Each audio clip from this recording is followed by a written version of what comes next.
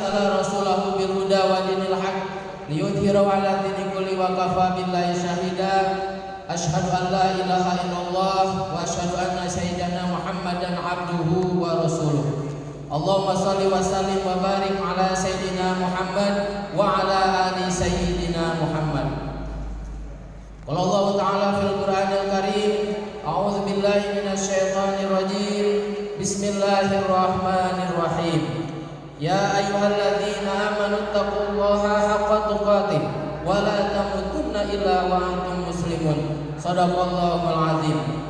Yang terhormat Ibu Pengawas Wilayah Pendidikan Cisayong, yang saya hormati Bapak Peneliti Wilayah Cisayong, yang saya hormati Ketua PGRI beserta jajarannya, yang saya hormati Dewan Juri, dan juga yang saya hormati Bapak Ibu Guru Wilayah Cisayong. Semoga Allah Subhanahu wa Ta'ala memberikan sehat walafiat dan juga ada dalam kebaikan.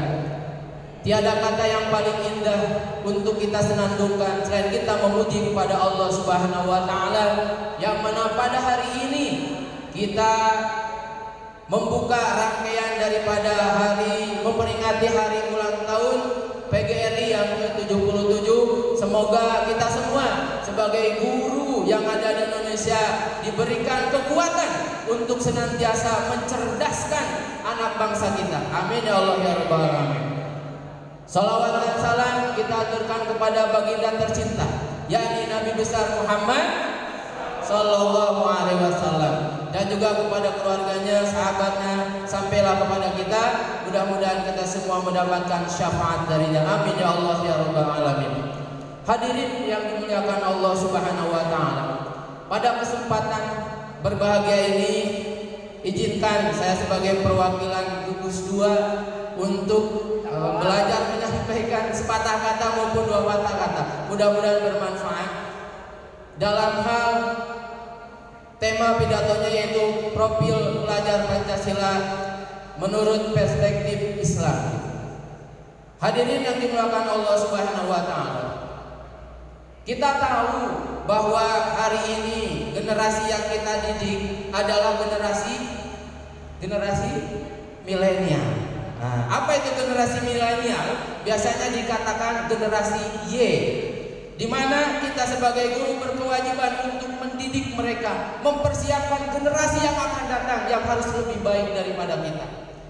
Terus apa hubungannya? Ternyata generasi milenial hari ini khawatir tidak mampu untuk menjadi pemimpin di masa yang akan datang. Karena apa? Karena mungkin banyak ancaman-ancaman. Apa diantaranya?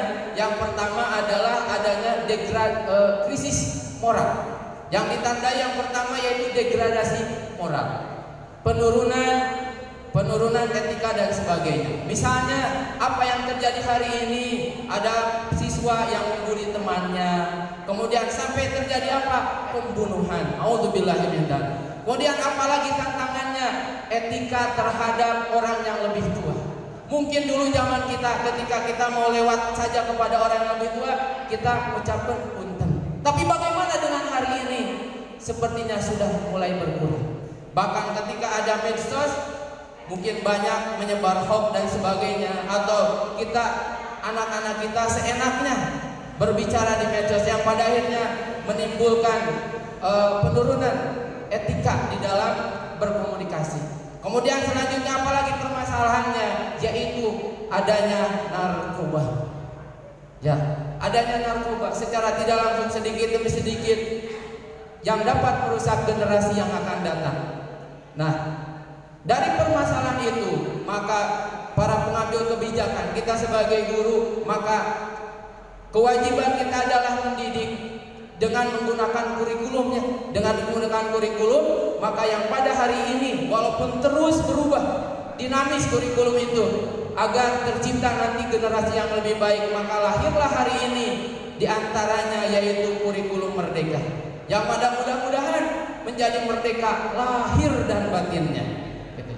Nah, dari kurikulum merdeka ini tentunya menginginkan, karena yang diolah itu adalah pelajar, maka di dalam kurikulum merdeka ini diinginkan yaitu adanya profil pelajar Pancasila.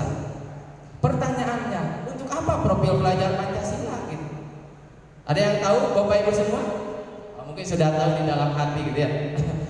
Untuk apa? Ternyata tadi kan untuk menjawab atau untuk mempersiapkan generasi yang akan datang yang lebih baik. Bahkan Rasulullah mengatakan yang pada intinya hari ini harus lebih baik daripada hari kemarin.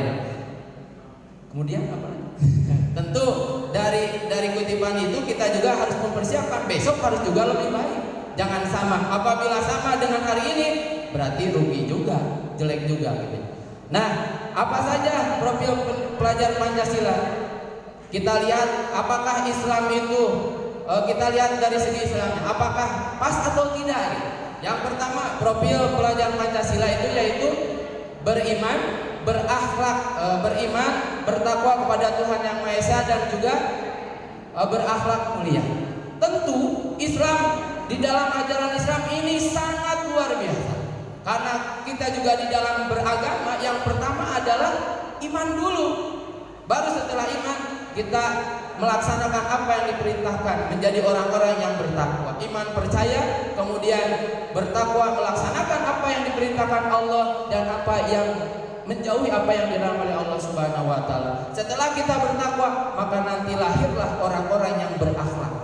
Tentu akhlak juga ada dua, akhlak yang baik dan akhlak yang buruk. Mudah-mudahan kita dari hasil profil pelajar Pancasila ini lahirlah akhlak-akhlak yang mulia, para pelajar yang mulia. Kemudian tadi dilihat dari sudut agama Islam tadi sudah disampaikan ya, yang artinya ayatnya tadi di mukadimah sudah disampaikan sesuai, yaitu ya ayyuhalladzina amanu taqullaha haqqa tuqatih wa la tamutunna illa wa antum muslimun. Yang intinya yaitu hai orang-orang yang beriman, bertakwalah kepada Allah dengan sebaik-baiknya. Dan janganlah sekali-kali kamu mati dalam janganlah kamu sekali-kali dan matinya itu ada dalam keadaan muslim. Kemudian yang kedua, profil pelajar Pancasila yaitu diantaranya gotong royong. Tentu untuk ke depan gotong royong itu dan hari ini juga sangat diperlukan ketika kita bergotong royong. Bahkan dalam hadis dikatakan wa ta'awanu 'alal birri wat taqwa wa la ta'awanu 'alal ismi wal udwan. Jadi tolong menolonglah dalam hal kebaikan dan jangan tolong menolong dalam keburukan.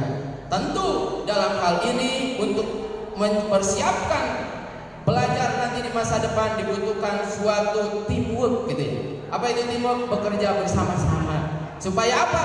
Hasilnya diraih bersama, dinikmati bersama, dan tentunya hasilnya lebih memuaskan. Itu yang kedua. Yang ketiga, profil pelajar Pancasila yaitu berpikir kritis. Nah, tentu setiap masa ada permasalahannya. Makanya siswa dipersiapkan untuk supaya bisa berpikir kritis untuk menuju kemajuan yang lebih baik. Nah, berikutnya adalah mandiri. Bukan berarti tentu dalam hal setiap harinya bisa mandi sendiri, bisa memenuhi kebutuhan sendiri. Nah, mandiri di sana si anak atau pelajar siswa tersebut mampu untuk berdiri di kaki sendiri, alias merdeka, tidak terganggu oleh siapapun, mampu berdaulat. Kalau di dalam negara berdaulat, tidak ada ronrongan dari yang lain. Kemudian yang berikutnya adalah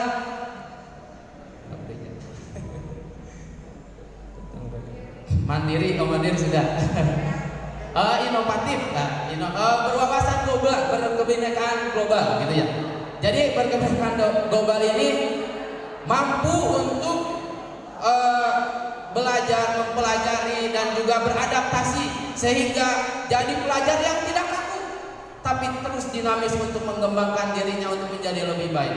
Kemudian yang terakhir kreatif. Nah, yang terakhir adalah kreatif. Tentu siswa ini diharapkan untuk bisa menciptakan sesuatu yang lebih baik untuk di kehidupannya. Seperti itu. Hadirin yang saya hormati, mungkin itulah tadi penyampaian daripada profil Pendidikan Pancasila.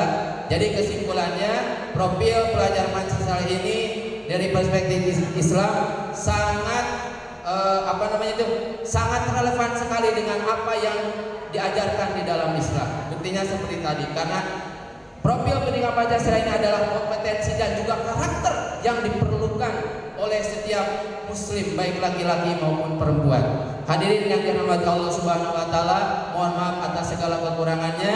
Ditutup Rabbana atina fid dunya hasanah wa fil akhirati hasanah wa qina adzabannar. Wassalamualaikum warahmatullahi wabarakatuh.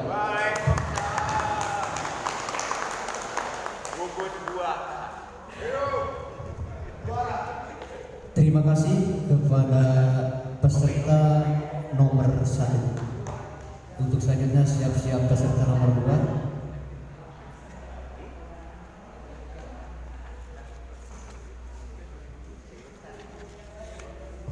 Dewan juri yang terhormat, inilah penampilan peserta nomor 2.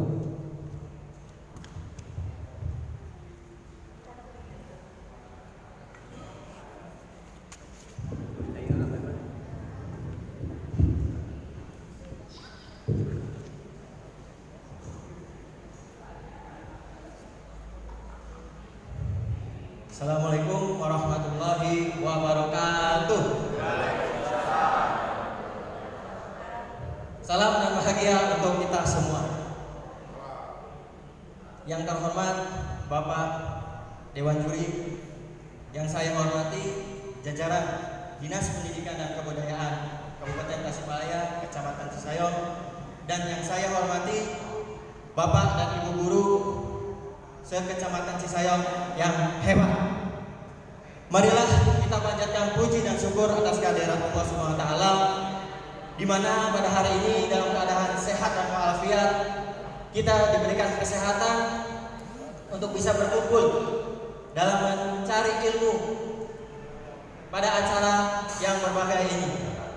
Salawat dan salam tak lupa kita curahkan kepada junjungan kita, Nabi besar kita, Nabi Muhammad SAW, yang telah membawa kita dari zaman jahiliyah menuju zaman Islamiyah. Bapak dan Ibu yang berbahagia, pada kesempatan ini izinkanlah saya menyampaikan sedikit pemahaman tentang profil pelajar Pancasila dari perspektif Islam. Bapak, Ibu yang saya hormati, izinkan saya bertanya sedikit kepada Bapak Ibu semuanya. Menurut Bapak Ibu semuanya, bagaimana kondisi pendidikan Indonesia saat ini? Apakah pendidikan kita sudah merdeka? Ya, tentunya kita sendiri yang bisa menjawab semua pertanyaan itu. Dalam hal ini, kita tentu, Bapak Ibu guru semua, sebelum masa kemerdekaan, yang kita ketahui, pendidikan Indonesia hanyalah sebatas calistung, yang artinya membaca, menulis, dan berhitung. Itu pun seperlunya, dan itu pun hanya beberapa orang saja. Namun pada tahun 1920 ada suatu cita-cita baru dari seorang yang kita kenal, Raden Mas Wardi Suryadingrat, yang kita kenal sebagai Bapak Pendidikan Indonesia, yaitu Bapak Ki Hajar Dewantara. Bapak Ki Hajar Dewantara atau beliau menginginkan adanya suatu cita-cita baru, gagasan baru dalam dunia pendidikan dan pengajaran yang ada di Indonesia ini. Dengan demikian, pada tahun 1922 yang kita ketahui bersama, Bapak Pendidikan kita mendirikan sekolah taman siswa. Sekolah taman siswa menjadi suatu gerbang emas bagi pendidikan Indonesia yang menginginkan perubahan dan kemajuan dalam kebudayaan di Indonesia. Bapak yang saya hormati, kalau kita mengingat semangat kemerdekaan dalam dunia pendidikan, tentunya Bapak Ibu guru semuanya ingat pada aturan Undang-Undang Republik Indonesia tahun nomor 20 tahun 2003 nomor 20 pasal 3 mengenai apa Bapak Ibu? Sistem pendidikan nasional. Dituliskan bahwa sistem pendidikan nasional kita berfungsi untuk mengembangkan, mewujudkan peserta didik yang beriman, bertakwa kepada Tuhan Yang Maha Esa, berakhlak mulia, kreatif, mandiri, cakap, serta menjadi warga negara yang demokratis serta bertanggung jawab. Dari hal tersebutlah Pak Menteri pada saat ini menginginkan adanya suatu pedoman baru, yaitu yang kita kenal sekarang adalah profil pelajar Pancasila. Profil pelajar Pancasila terdapat 6 dimensi dan kita ketahui bersama. Dari perspektif Islam, saya mengamati profil yang pertama, beriman dan bertakwa kepada Tuhan Yang Maha Esa dan berakhlak mulia, dapat Bapak Ibu implementasikan, dapat Bapak Ibu terapkan pada peserta didik kita. Yang kita ketahui bersama, adanya kegiatan sholat duha bersama, membacakan sholawat Nabi di awal pembelajaran atau Asmaul Husna, ataupun peduli lingkungan. Itulah hal wujud penerapan yang bisa kita lakukan dalam melaksanakan dimensi yang pertama, yaitu beriman, bertakwa kepada Tuhan Yang Maha Esa dan berakhlak mulia. Dimensi yang kedua, Bapak Ibu semuanya, ada berkebinekaan global. Tentunya dalam dimensi ini Bapak Ibu bisa terapkan di sekolah. Yang sekarang kita ada acara hari besar Islam seperti acara memperingati Maulid Nabi Shallallahu Alaihi Wasallam, maka Bapak Ibu bisa terapkan dengan acara rebana atau qasidah di dalam lingkungan sekolahnya. Hal tersebut apa tujuannya? Supaya melestarikan kebudayaan lokal yang ada di Indonesia, yang tentunya tidak kalah dengan global, karena itu adalah suatu ciri khas yang ada di negara Indonesia. Selanjutnya Bapak Ibu semuanya, dimensi yang ketiga, bergotong royong. Sangat bagus kita terapkan dalam kehidupan peserta didik kita. Dengan cara apa? Membersihkan bersama lingkungan sekolah.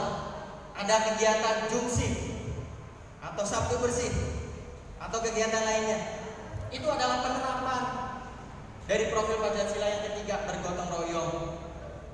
Yang kita ketahui, kebersihan itu adalah sebagian daripada iman. Profil pelajar yang keempat, mandiri. Dalam dimensi ini Bapak Ibu semuanya, kita ketahui bahwa belajar adalah suatu kewajiban bagi seorang muslim. Belajar adalah sepanjang hayat. Talabul ilmi faridatun ala kulli muslim. Hukumnya wajib bagi seorang muslim untuk mencari ilmu. Yang kelima, dimensi berpikir kritis. Bapak Ibu guru semuanya, dapat kita lakukan di kehidupan pembelajaran anak-anak didik kita dengan cara melakukan diskusi-diskusi, bekerja kelompok untuk membahas suatu nilai-nilai keagamaan atau nilai-nilai yang lainnya, supaya apa? Anak didik kita bisa menangkal hal-hal yang buruk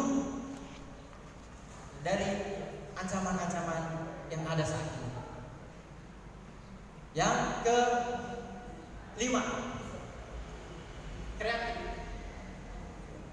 Kreatif ini dapat Bapak Ibu terapkan dengan cara mendukung, mengembangkan minat dan bakat peserta didik kita